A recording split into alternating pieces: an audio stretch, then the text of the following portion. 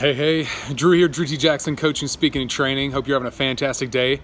It is Monday, and today we are talking about personal leadership, personal growth, and I'm actually kicking off, I'm super pumped about this, I'm kicking off a training on no limits, blowing the cap off your capacity.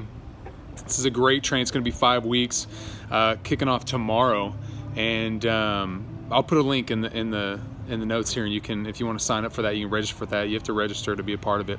It's be about an hour every Tuesday for the next 5 weeks. Anyhow, hey, talking to you today about personal leadership, personal growth, and we're going through Leadership Gold. And the second training, or the second nugget in the book Leadership Gold, is this: the toughest person to lead is always yourself. The toughest person to lead is always yourself. Isn't that the truth? I can tell people what to do in their business all day long, tell them to make phone calls, send emails, reach out, do all that kind of stuff. But it's way easier to tell someone else than to make the 16 phone calls I made a couple hours ago, right? Follow-up phone calls, all the psychological stuff if you're in sales, and is it too soon? Is it too late? All that kind of stuff just messes with your head. It's so much harder to lead yourself than it is to lead others.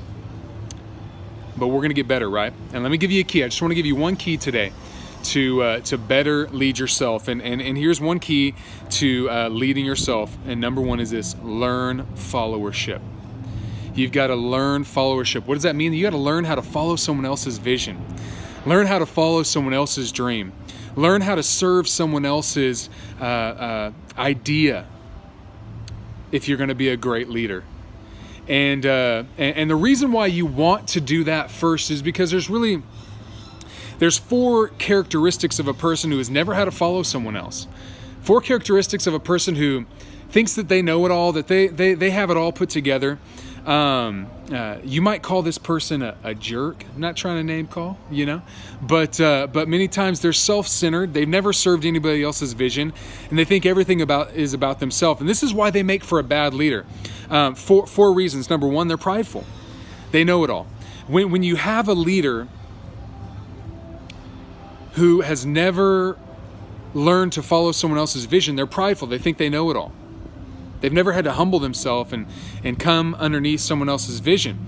Number 2, they're unrealistic in their expectations, because if you've never had to follow anybody else, then when you launch out and lead, you place unrealistic expectations on deadlines for your people, because you've never been the person that had to meet a deadline. You've never had a workload and then been given a brand new assignment with a deadline that is completely unrealistic with the current workload that you have. But see, when you learn how to follow someone else's vision, you understand that person that is on your team, they're not in a vacuum. Their workload's not in a vacuum. They still have a kid's baseball game on the weekend. Even though we have this big project, they still have other responsibilities that they have to do outside of their normal work hours. You can't place unrealistic expectations on them. But a person who's never learned how to follow another leader can be unrealistic. So number 1, they can be prideful. They've never had to humble themselves. They can be unrealistic. They've never had to meet a deadline. Number 3, they can be rigid. The term that comes to mind with this is, it's my way or the highway. It's my way or the highway. And if you're an unrealistic leader, if you're a rigid leader, you have to ask yourself, have you ever learned followership? Have you ever had to be on someone else's team? Have you ever had to follow another person's vision? If so, then you'll understand that that rigidness, that it's my way or the highway, it doesn't get you very far. And nobody wants to be on your team if you're a leader like that. So you can be prideful, you can be unrealistic, you can be rigid. Number 4, you can be autocratic, meaning you never take anybody else's opinion into account.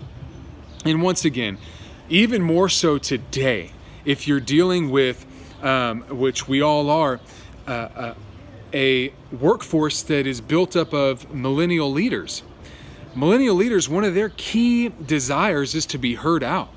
And so if you're leading people that are under the age of 30, that are in their early 30s, you want to make sure that you're hearing out, that you're taking into account their opinion and what they have to say, and you're gonna show them that you value them and desire their input on the team. And really, we've talked about this over and over again, you're going to have a more collaborative environment, which is going to bring the best and most creative ways for innovation for your organization moving forward. So I want to encourage you, if you are a leader and you aren't leading the entire team right now, embrace followership, humble yourself, recognize what it is to follow someone else's lead, so that when you move into a position where you're the CEO, where you're the president, where you're the owner of the company, you can have a firm grasp on what it is to lead a team and what it is to be a part of a healthy working team. This is Personal Leadership.